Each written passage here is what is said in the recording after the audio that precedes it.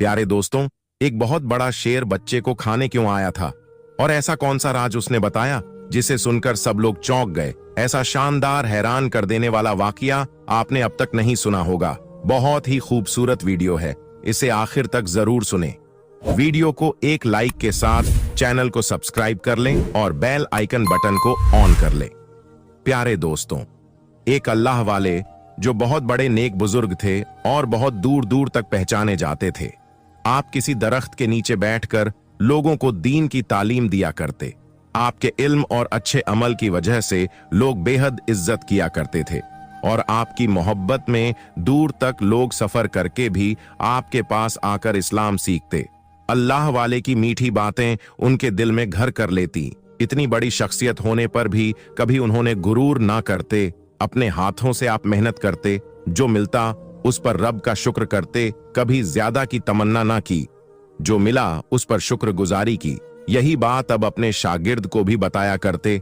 अल्लाह की मर्जी पर राजी रहने वाले हजरत सबके दिल की बात को सुनते और समझते थे। जो आपको मानते थे वह आपकी बहुत इज्जत करते थे और जिनको इस्लाम के बारे में कुछ नहीं मालूम होता था उन तक हर मुमकिन कोशिश करते कि दीन का यह पैगाम पहुंचे। दीन का यह पैगाम तो आप सदियों से देते चले आ रहे थे और इसमें शामिल थे आपके बहुत से उस्ताद जो अक्सर आपको सफर करने की सलाह देते, क्योंकि सफर से ही तो मंजिल मिलती है, सफर में ही बरकत होती है।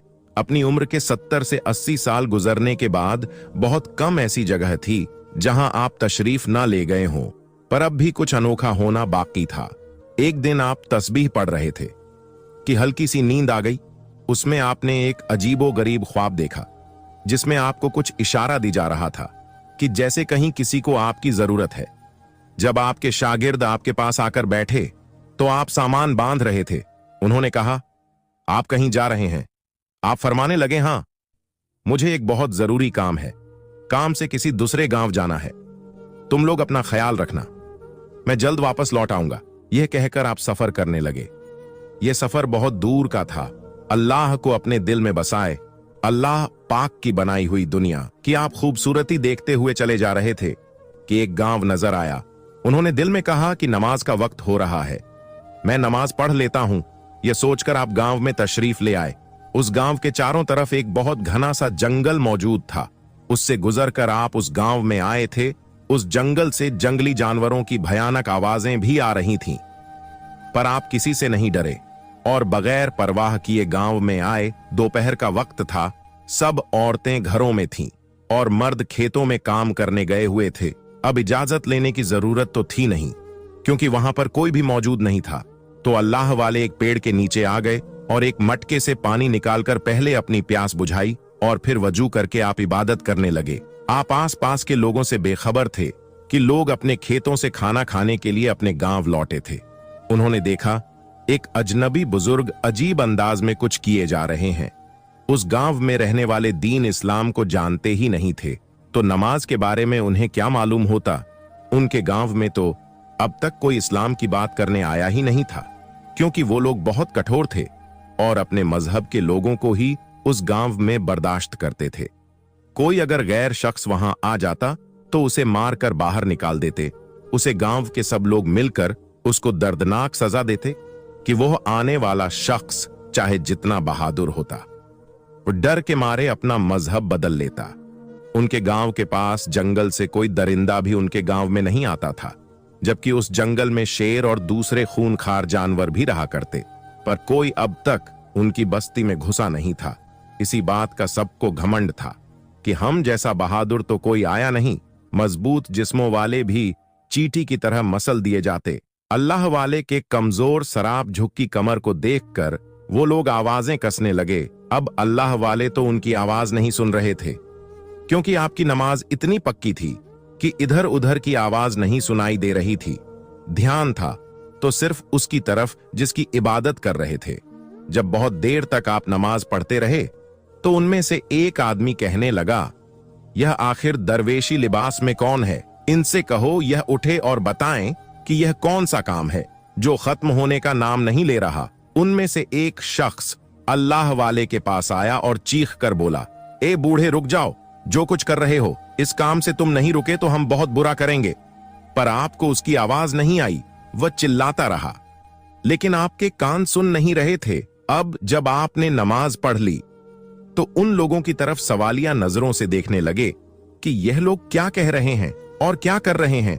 आपने कहा, भाई क्या हुआ, तुम लोग क्या मुझसे कुछ पूछ रहे हो? तो उन्होंने कहा, अब तक इतनी देर से चिल्ला रहे हैं, तुम्हें आवाज नहीं आई? आपने कहा, बा खुदा मुझे आवाज नहीं आई। ये बताओ ये काम क्या कर रहे हो? आप मुस्कुराए और कहा, मैं नमाज पढ़ रहा हूं। एक अल्लाह को मानने वाले इबादत इसी तरह करते हैं। अब वो लोग जो कि अपने उस दीन के अलावा कोई और दीन मानते ही नहीं थे, सिर्फ उन्होंने इस्लाम के बारे में ऐसी बातें सुनी तो उनका खून खोल गया। वह सोचने लगे, खुदा तो वह होता है जो दिखाई देता है, जो सामने होता है, उससे मांगकर पता चलता है कि हम किससे मांग रहे हैं। जो नजर नहीं आ रहा उस अनदेखे खुदा से कौन क्या लेता है। अल्लाह वाले की समझदारी वाली बातें उनकी समझ से बाहर थी। आपके चेहरे पर बहुत सुकून था और उस सुकून से उनको जलन हो रहा था, क्योंकि अब तक उनके गांव में आने वाला शख्स डर कर भाग जाता था और उन सबके मजबूत लंबे चौड़े जिस्म देखकर उसकी पेशानी से पसीना टपकने लगता। यह कौन बूढ़ा इंसान था जो उनको इतने गुस्से में देखकर भी इतना शांत खड़ा था? वो लोग अल्लाह वाले की बातें सुनकर गुस्से से पागल हो गए कि बेअदबी और लान तान करने लगे। कोई कहता, एक तो इतने बूढ़े हों, इतने कमजोर जिस्म के साथ सफर कर रहे हैं, कैसे करने लगे?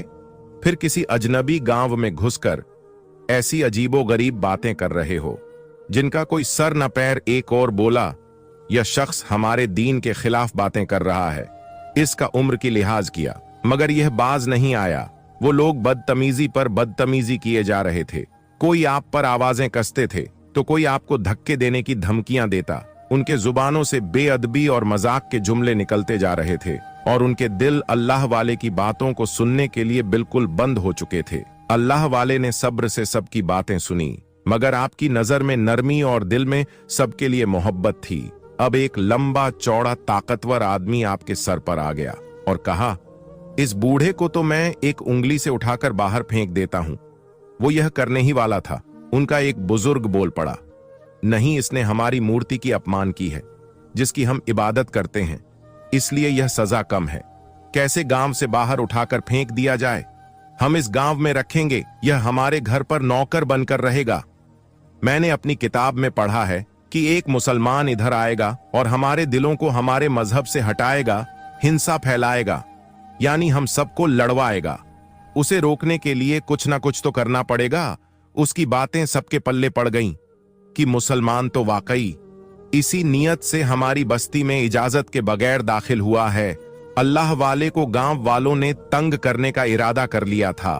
गांव के सब लोग उस बूढ़े बुजुर्ग की बात मान चुके थे जिसने कहा था कि अल्लाह वाले को यूं गांव से बाहर निकाल देना काफी नहीं। उनका मंसूबा यह था कि उन्हें गांव में ही कैद करके इतना तंग किया जाए कि उनकी जिंदगी बोझ बन जाए और वह खुद मौत की दुआ मांगने लगे। गांव में ऐलान कर दिया गया कि यह बूढ़ा मुसलमान है, इसे किसी तरह भी सुकून से ना बैठने के लिए दिया जाए। इस ऐलान के बाद गांव के लोगों ने अल्लाह वाले पर जुल्म और तंग करने के तरीके इख्तियार कर लिए। कभी उनके रास्ते में कांटे बिछा दिए जाते ताकि जब वह चलने लगे तो उनके पैरों में कांटे चुभे और हर कदम उनके लिए चलने में बहुत तकलीफ हो। कभी भी उनके सर पर पत्थर फेंके जाते और जब आप डर से बेचैनी में रहते तो लोग हंसने लगते और मजीद आवाजें कसने लगते।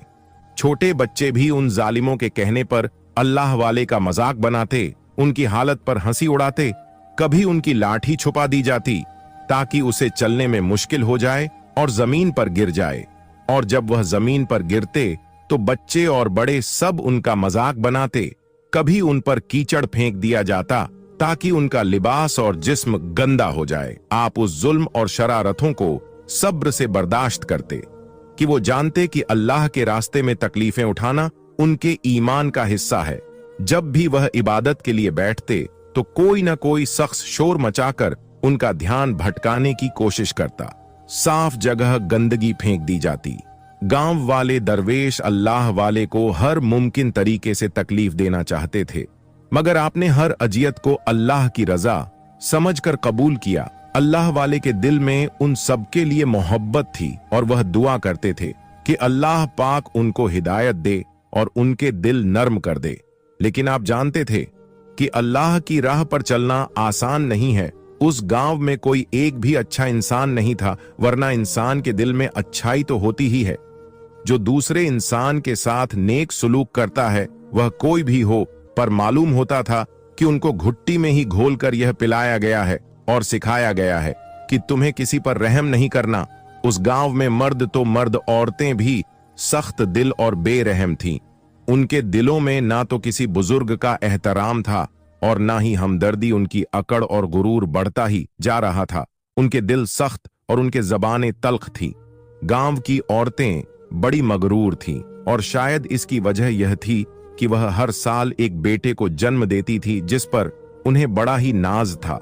उन औरतों के दिल में दुनिया की नेमतों पर इतना गुरूर था कि वह खुद को बेहद ताकतवर और हसीन मल्लिकाएं समझने लगी थीं। उनकी जिंदगी में किसी चीज की कमी ना थी।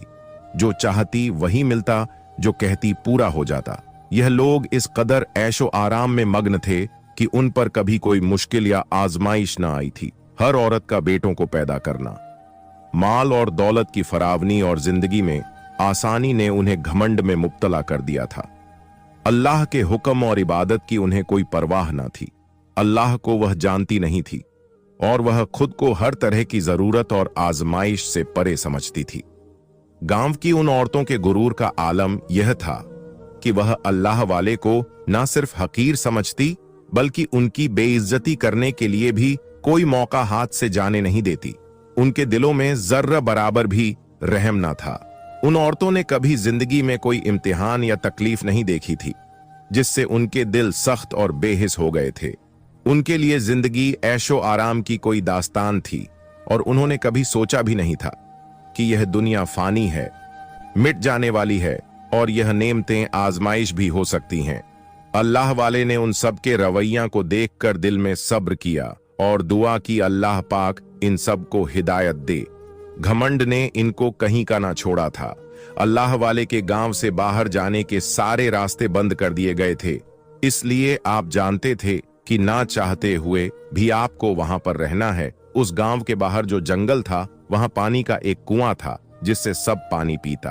अल्लाह वाले के आने से पहले उन औरतों की खिदमत गुजार औरतें यानी नौकरानी या उस कुएं से पानी भरकर लाती थीं। लेकिन अब चूंकि आपको सजा दी जा रही थी इसलिए आपको पानी भरने के लिए मजबूर किया जाता। कुआं कोई बहुत पास नहीं था बल्कि दूर चलकर जाना पड़ता था। सोचने की यही तो बात थी, उस कुएं से पानी भरना और फिर मटके उठाकर वापस लाना। एक बहुत मुश्किल काम था, लेकिन गांव की औरतें आप पर अपने पानी के बर्तन थोप देती और आपको एक के बाद एक भारी बर्तन भरकर लाना पड़ता। हर बार जब वह कुएं से पानी भरते तो औरतें जानबूझकर मजीद बर्तन थमा देती ताकि उनका कमजोर जिस्म इस बोझ को बर्दाश्त ना कर सके। आपके थकन को नजरअंदाज करके वह उनकी बेबसी पर हंसती रहती। अल्लाह वाले भूखे प्यासे सबके काम करते। किसी मुलाजिम की तरह अल्लाह वाले को वहां रहते हुए 1 महीना हो गया था। इस बीच उन लोगों ने नाको चने चबा दिए थे कि वह लोग आपको नमाज भी पढ़ने नहीं देते। एक दिन आपने दुआ की, रब्बे अजवजल रब्बुल आलमीन, तू जानता मेरी नीयत क्या है, पर यह लोग मुझे तंग करने से पीछे नहीं हट रहे। तू जानता है कि मैं दिन भर नमाज नहीं पढ़ता, अब मैं रात में जो नमाज पढ़ूं तो उसे कबूल कर लेना। मुझे तू कामयाब करना जो असल में मेरे मजहब इस्लाम की कामयाबी है। एक दिन की बात है, दिन भर आप काम करके बहुत थक गए थे पर जुबान से कोई शिकवा नहीं किया। अब रात में आपने अल्लाह का जिक्र शुरू कर दिया। गांव में चहल पहल शुरू हो गई कि जैसे कोई बहुत अनहोनी सी हो गई है। अल्लाह की करनी हुई कि किसी का ध्यान आपकी तरफ नहीं गया, यानी आपको इबादत करने से कोई रोकने नहीं आया। सब अपने कामों में लगे रहे, यहां तक कि सुबह का उजाला फैल गया। आपने फजर की नमाज भी पढ़ ली थी। अब उनमें से एक औरत आपके पास आई और कहा, ए बूढ़े, क्या तुम्हें खबर मिली है क्या? आज हमारे गांव की सबसे खूबसूरत औरत ने एक बच्चे को जन्म दिया है। वह मेरी बहू है, यह उसकी पहली औलाद है, बेटा हुआ है। बेटा, यह हमारी खुशनसीबी है, इसलिए बहुत बड़ा जश्न मनाया जा रहा है। इस जश्न को मनाने में तुम हमारा साथ दोगे तो काम करने के लिए तैयार हो जाओ और कमर कस लो। फिर वो वहां से जाने लगी, लेकिन पलट कर आई और कहा कि चलो, आज इस खुशी में मैं तुम्हें 2 रोटी खिला देती हूं ताकि तुम्हारे अंदर ताकत रहे। आप मुस्कुरा दिए। उसने कहा, कमाल की बात है कि इतने काम करने पर भी मुस्कुरा रहे हो। किस मिट्टी से बने हो जो खामोशी से चुप करके सब काम करते हो और कुछ नहीं कहते? तुम्हारी जान की तुम्हें कोई फिक्र नहीं है या कुछ और सोच रहे हो? आपने कहा, नहीं, मैं अल्लाह पाक के हुक्म से इस गांव में आया हूं और उसके हुक्म से यहां से चला भी जाऊंगा। हर एक पर उसकी मर्जी चलती है। हम तो बस कठपुतलियां हैं जो उसके इशारों पर चलते हैं और उसके हुक्म के इंतजार में रहते हैं। वह चिढ़कर बोली, फिर से अपने अल्लाह की बात करना शुरू कर दी। तुम्हारी सजा यही है कि तुम हमारे सारे काम करो। अब मैं तुम्हारे पास पानी के बर्तन लेकर आती हूं। एक एक करके तुमने वह पानी के मटके भर कर लाने हैं, क्योंकि बहुत बड़ी दावत है और पानी की कमी नहीं होनी चाहिए। खाने में भी वह पानी इस्तेमाल होगा और पीने के लिए भी जल्दी से तुम काम की तैयारी करो। मैं गांव की और औरतों के साथ आती हूं। यह कहकर वह औरत चली गई और फिर बहुत सारे औरतें पानी के बर्तन लाई। आपने अल्लाह का नाम लिया और दुआ की, रब्बे करीम, तुम मुझे हिम्मत ताकत देना कि मैं यह काम कर सकूं। मेरे दिन का नाम नीचे नहीं होने देना। तू सबसे बड़ा है और सबसे बड़ा रहेगा, अल्लाहू अकबर। कहकर आपने जितने पानी के बर्तन हाथ में आ सकते थे उठा लिए और कुएं की तरफ बढ़ गए। वहां पर पहुंचकर आपने बर्तन को भरा, फिर एक बर्तन सर पर और दूसरे बर्तन हाथ में पकड़कर आप चलने लगे कि पीछे से आपको किसी जानवर के दहाड़ने की आवाज आई कि जैसे कोई दांत निकाल रहा हो। आपने पलट कर देखा तो दरख्तों के पीछे से एक बहुत बड़ा शेर आपकी तरफ देख रहा था। आपने उसे कहा, ए अल्लाह के बनाए हुए, तू मुझ पर क्या हमला करने वाला है? वो जैसे आपकी बात को सुन रहा था और समझ रहा था। उसकी आंखों में कोई राज था, पर बेजुबान बोलता कैसे? बस वहां खड़ा रहा और शेर की आवाज में कुछ ना कुछ कहने की कोशिश करता रहा। आपने उसे इशारा किया, जाओ, समझ गया हूं मैं जो कहने आए हो, वक्त आने दो, जो चाहते हो जाएगा। आपके हुक्म पर वह वापस जंगल में चला गया। अपने बर्तन उठाए और गांव में आ गए। फिर बारी बारी सारे मटके पानी से भरे और वहां पर जमा कर दिए। औरतें बड़ी हैरान थीं कि एक बूढ़ा कमजोर शख्स जवानों की तरह, बल्कि जवानों से भी बढ़कर किस तरह फुर्ती से काम करता है। बगैर खाए पिए हमें तो इतनी ताकत नहीं रहती, ना ही हमारे मर्दों में, बल्कि हमारे मर्द तो किसी काम के नहीं है। वही औरतों का शिकवा जो हमेशा मर्दों से होता है। अच्छा है, इस बूढ़े की शक्ल में हमें एक काम करने वाला नौकर मिल गया है। यह काम हो चुका था। आपने कहा, कहो और क्या काम करवाना है? हंसकर कहने लगी, बड़ी ताकत है तुम्हारे अंदर, बस अब जश्न शुरू होने का इंतजार करो।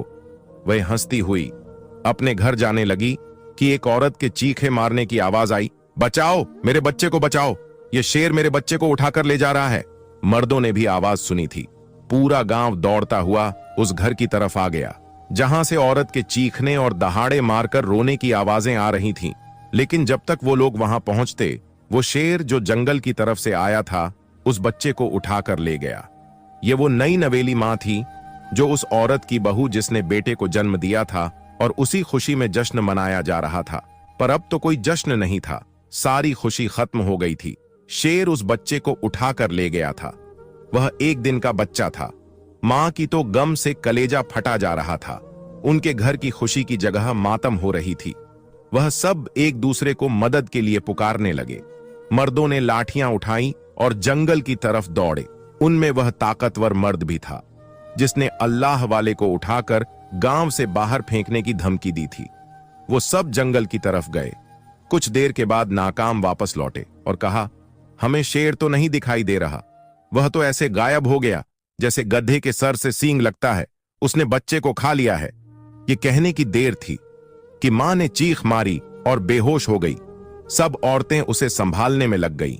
उतने में अल्लाह वाले ने कहा, क्या मैं तुम लोगों की कोई मदद कर सकता हूं? औरतें जो पहले ही अल्लाह वाले से चढ़ती थीं, कहने लगीं, तुम अपनी हालत तो देखो, सेहत देखो, और मदद करने की बात करते हो।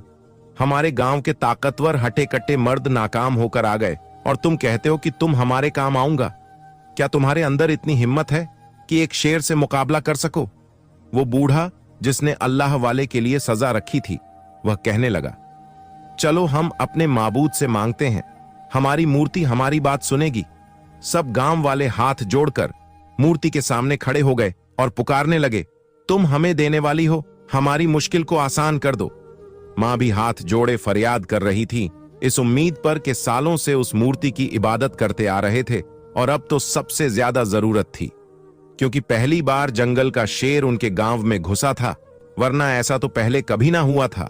खुद पर इस कदर भरोसा था कि तगड़े मर्द भी बेबसी से खड़े बस सोच ही रहे थे, क्या किया जाए। तो उधर मां का जिगर छलनी हो गया था। यह कैसे हो गया कि वह शेर हमारे बच्चे को तर निवाला समझ कर ले गया, बस वो उसे खाए नहीं, उसकी जिंदगी बख्श दो। उसके दिल से यही दुआ निकल रही थी। अल्लाह वाले गहरी नजरों से उन सबको देख रहे थे और उन सब की दुआ को सुन रहे थे, लेकिन बीच में बोलते तो वो लोग बिगड़ जाते और आप पर गुस्सा निकालते। बहुत देर तक वो लोग हाथ जोड़े खड़े रहे, कोई रो रहा था, कोई मिन्नतें कर रहा था, यहां तक कि वो बूढ़ा उस मूर्ति से बार बार कहता कि मैंने तुम्हारे लिए क्या कुछ नहीं किया है, आज मेरे गांव की इज्जत का सवाल है, रहम कर दे, रहम कर दे। ऐसा लग रहा था दुआ का कोई असर नहीं होगा। रात का अंधेरा चारों तरफ फैल चुका था। औरतों ने मर्दों से कहा कि जाओ, एक बार फिर से जंगल की तरफ जाओ और देख कर आओ, शेर हो सकता है, बच्चे को लेकर बैठा हो। वैसे इस पहर जबकि जंगल खौफनाक हो गया था, जंगल में जाना चाहा पर दरिंदों की भरमार थी, किसी खतरे से खाली नहीं था। अब तक तो इस बात पर उनको घमंड था कि हमारे होते हुए कभी हमारे गांव में कोई जंगली जानवर भटका नहीं, पर एक शेर ने उनके गांव में आकर उनका बच्चा उठाकर ले गया। यह तो साबित कर दिया था कि अब कुछ भी हो सकता था। दिल को उन्होंने कड़ा किया, क्योंकि इज्जत का सवाल था और बहादुरी का ताकत आज नहीं दिखाते तो कब दिखाते। मर्द फिर से जंगल की तरफ गए, लेकिन ढूंढने पर भी वो शेर उन्हें नहीं मिला, बल्कि सिर्फ उसके दहाड़ने की आवाज आ रहा था। वो जहां उसकी आवाज आती वहां जाते, पर वह वहां होता ही नहीं, गायब हो रहा था या उनसे खेल खेल रहा था। तलाश करने पर भी वह नजर ही नहीं आया। वह सब थके हारे वापस आ गए। यहां पर औरतें मातम करने लगीं। शोक का समा था, जहां अभी खुशी की लहर दौड़ रही थी, अब वहां पर किसी की मौत हो गई हो ऐसा लग रहा था। जाहिर सी बात है, शेर ने अब तक बच्चे को खा ही लिया होगा। सबका यही ख्याल था। अल्लाह वाले जो उनके जुल्म पर भी उनके लिए बद दुआ नहीं कर रहे थे, बल्कि दुआ दे रहे थे, या अल्लाह यह क्या मामला है, क्यों इनके साथ यह सब हो रहा है, तू कर्म कर दे, कर्म करने वाला है। तो आप दुआ करने लगे कि वही औरत जो आपका मजाक उड़ाती थी वो आपके पास आई। उसने कहा, तुम अपने रब से दुआ मांग रहे हो, हमारे लिए भी दुआ करो। पहली बार उसने अल्लाह वाले के आगे हाथ जोड़े थे। कहने लगी, हम बर्बाद हो गए, हमारे अपने खुदा ने अब तक हमारी नहीं सुनी, लेकिन मैं तुम्हारे आगे अब मिन्नतें करती हूं कि जो भी तुम्हारा रब है उसे कहो हमारा बच्चा वापस कर दिया जाए। उस औरत के कहने पर गांव के मर्द चीखने लगे, कहां क्या बक रही हो, इसका रब हमारा क्या काम कर सकता है, जब हमारा दिखने वाला रब हमारे काम नहीं आ रहा। अल्लाह वाले ने कहा, क्या मैं कोशिश कर सकता हूं, बच्चे को लाने की कोशिश, सब तो मना ही कर देते। लेकिन उस औरत ने जल्दी से कहा, हां, अगर आपके अंदर हिम्मत है तो जाइए, मेरे बच्चे को वापस ले आइए, मैं आपका यह एहसान जिंदगी भर नहीं भूलूंगा। अल्लाह वाले ने कहा, इससे पहले कि मैं जंगल की तरफ जाऊं, मैं अल्लाह का नाम लेना चाहता हूं, उसकी इबादत से ही मदद मांगना चाहता हूं। आज तो उन्हें कोई रोकने वाला नहीं था, क्यों सबकी जान पर बनी हुई थी। आपने रब के हुजूर अपनी हाजत पेश की, जो मुश्किल है वह आसान हो जाए। उसके बाद अपनी लाठी उठाई और थैला लिए जंगल की तरफ चलने लगे। वह आदमी जिसको अपनी ताकत पर बड़ा गुरूर था, उसने कहा, मैं भी साथ चलता हूं। आपने कहा, चलो तुम भी देख लेना कुदरत का करिश्मा। वह हंसने लगा और कहा कि मैं तुमसे कितना ऊंचा हूं, कितना लंबा हूं, मुझसे जो काम ना हुआ वह तुम जैसे कमजोर बूढ़े से कैसे होगा। चलो देखते हैं तुम्हारी औकात। उसके बाद वह आपके साथ जंगल की तरफ चल पड़ा। जंगल में आप कुएं के पास खड़े हो गए और लाठी जमीन पर थक थक कर मारने लगे। फिर कहा, जंगल के राजा, तू मुझे सुन सकता है, जहां भी है मेरी आवाज सुने तो यहां आ, तेरा कुछ नहीं बिगाड़ा जाएगा। तू बस उस मासूम बच्चे को हमारे हवाले कर दे। मैंने तुझसे कहा था कि जो रब देता है वह तुझे रिस्क करीम देगा, जो बहुत ज्यादा रिस्क अता करेगा, पर तूने गांव के बच्चे को ही उठा लिया जो आज ही पैदा हुआ है। यह ठीक नहीं है। ये लोग खुश थे, इनकी खुशी को तूने खत्म किया है। ऐसा मत कर। तू एक अल्लाह को मानने वाला है और वही तुझे खिलाता पिलाता है। अब तक किसी के सामने नहीं आया, तो अब क्यों आ रहा है? इनको क्यों तंग कर रहा है? आप ऐसे बातें कर रहे थे जैसे वह शेर वहीं खड़ा सुन रहा है। वह शख्स जोर जोर से हंसने लगा। उसने कहा, हो गया तुम्हारा तमाशा, अब वापस चले। उस शेर ने बच्चे को खा लिया है। मां को सब्र करना ही होगा। आपने कहा मां सब्र करेगी, लेकिन वह उससे ज्यादा शुक्र करेगी, क्योंकि उसका बच्चा वापस आएगा। उसकी खुशी उसे छीनी नहीं जाएगी।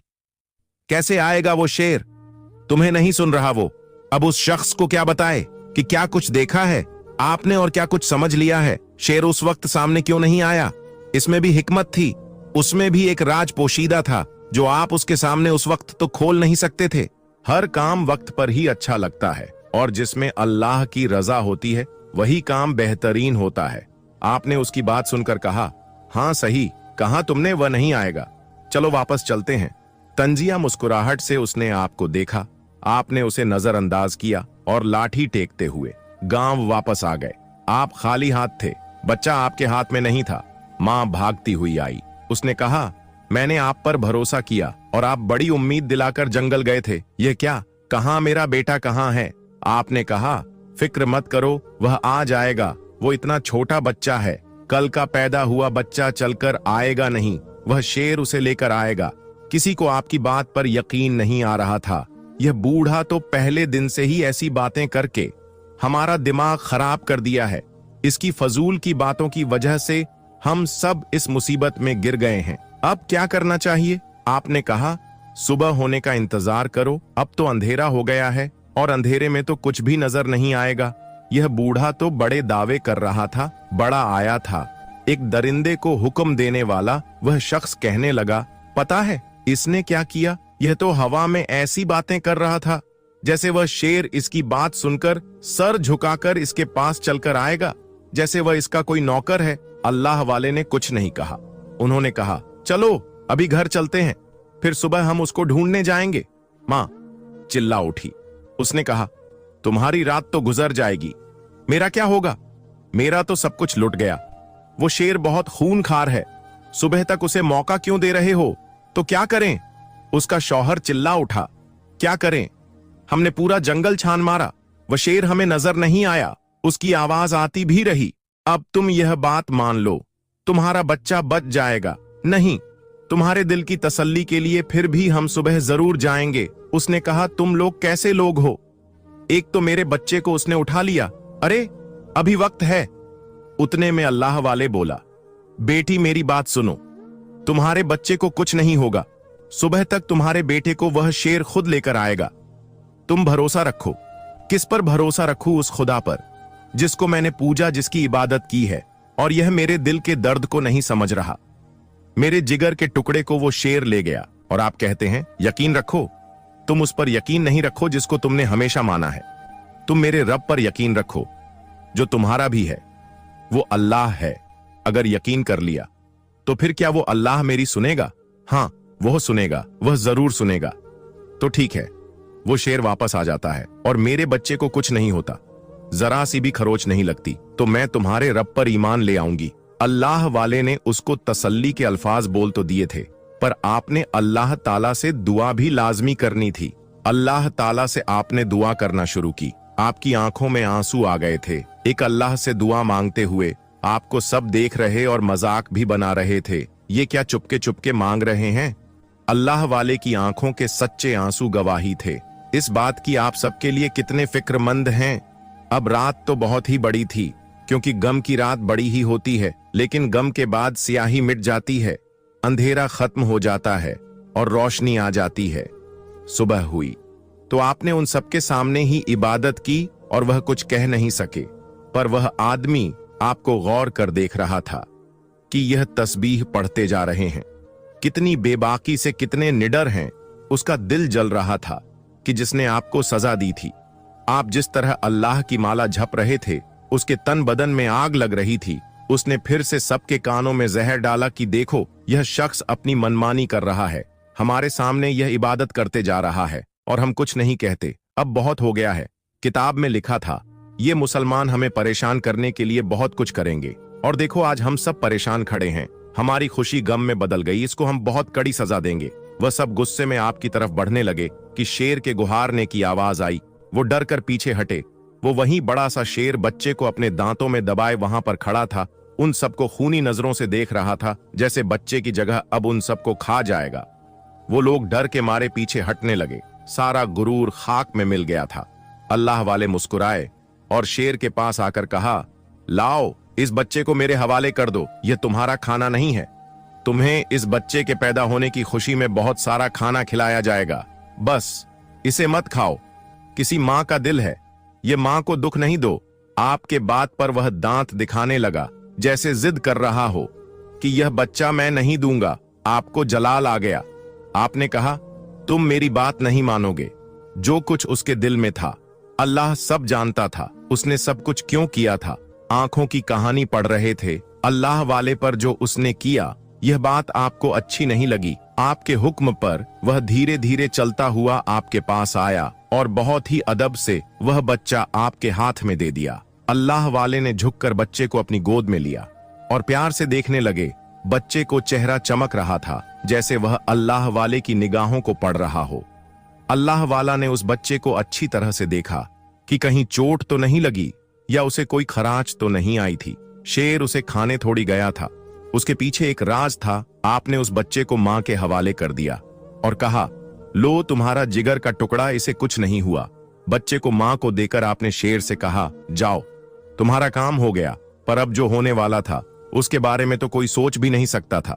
वो थोड़ा सा पीछे हटा, फिर तेजी से दौड़ने लगा और उस बूढ़े पर, जिसने अल्लाह वाले को सजा देने का हुक्म दिया था, उस पर छलांग लगा दी।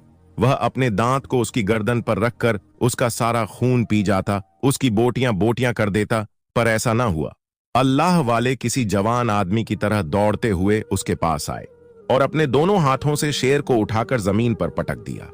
ऐसा पटका कि वो शेर किसी कमजोर जानवर की तरह बिलबिलाने लगा, जैसे उससे गुस्ताखी हो गई हो। आपने कहा, मैंने तुमसे कहा था ना, यहां से चले जाओ, किसी को कोई नुकसान नहीं पहुंचाना, पर तुमने इस शख्स पर हमला क्यों किया?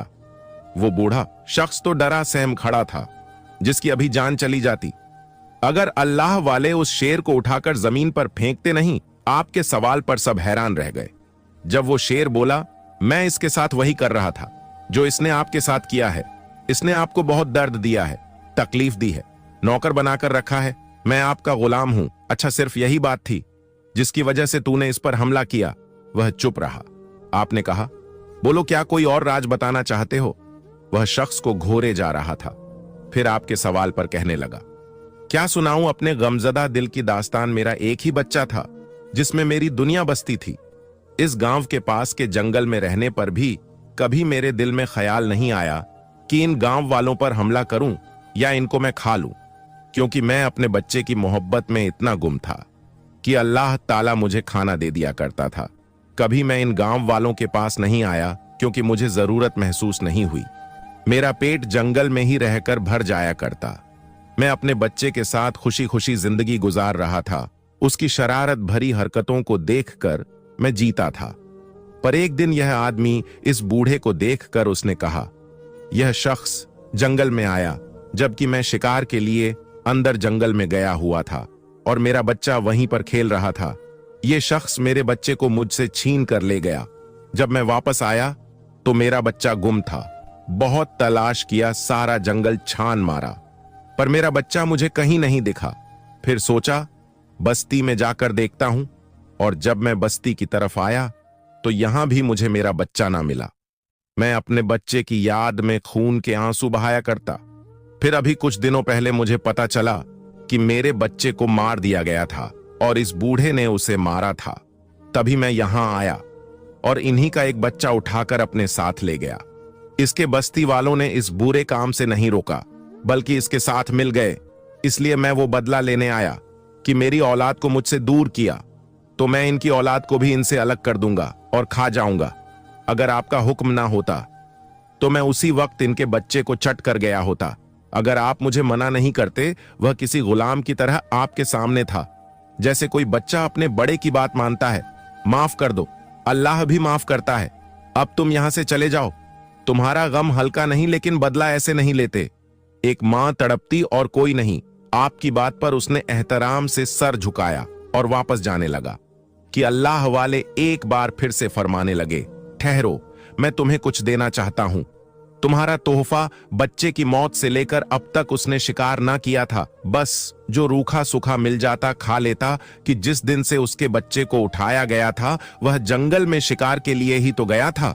आपने अपने थैले में से एक बड़ा सा गोश्त का टुकड़ा निकाला। कोई सोच भी नहीं सकता था कि थैले के अंदर वह गोश्त का टुकड़ा होगा। आपने वह गोश्त उस शेर के आगे डाल दिया। लो, तुम्हारा खाना हमारी तरफ से ही तुम्हारे लिए इनाम है कि तुमने हमारी बात को माना और हमारे फरमाबरदार हुए। उसने सबके सामने वह गोश्त खा लिया और शुक्रिया के तौर पर आपके बहुत पास आकर कदमों को चूमने लगा। फिर वह जंगल की तरफ जाने लगा तो एक और कुदरत का करिश्मा तैयार खड़ा था। उस शेर का बच्चा उसका इंतजार कर रहा था। उसने अल्लाह वाले की तरफ देखा, जैसे बात को समझ ना रहा हो और समझ भी रहा हो। मशकूर निगाहों से अल्लाह वाले की तरफ देखने लगा। अल्लाह वाले ने फरमाया, तुम्हारे सब्र का मीठा फल जिस बच्चे को तुमसे ले लिया गया था, अल्लाह ताला ने वह बच्चा तुम्हें लौटा दिया है। अब इस बच्चे के साथ हंसी खुशी जिंदगी गुजारो और कभी इस गांव पर अब हमला नहीं करना, कुछ भी हो जाए। वह दौड़ता हुआ बच्चे के पास गया और खूब प्यार किया। फिर दोनों जंगल में चले गए। यह आंखों देखा सच कैसे हजम होता। वह सब हैरान थे कि जिन हजरत की हमने कदर नहीं की, जिनको हमने एक नौकर बनाकर पानी भरवाया, जिनको एक मामूली शख्स समझकर हमने हद कर दी, जुल्म की, पर इन्होंने उफ तक नहीं किया। और ये जानवर जो कि खून ख्वार है, दरिंदा है, जो एक झटके में किसी को भी मार सकता है, यह जंगली जानवर इनका इतना ताबेदार, इतनी मोहब्बत करने वाला, उन सबके दिल पिघलने लगे। वह शर्मिंदा हो रहे थे। एहसान पर एहसान जो कर दिया गया था, शेर तो अब वहां से जा चुका था।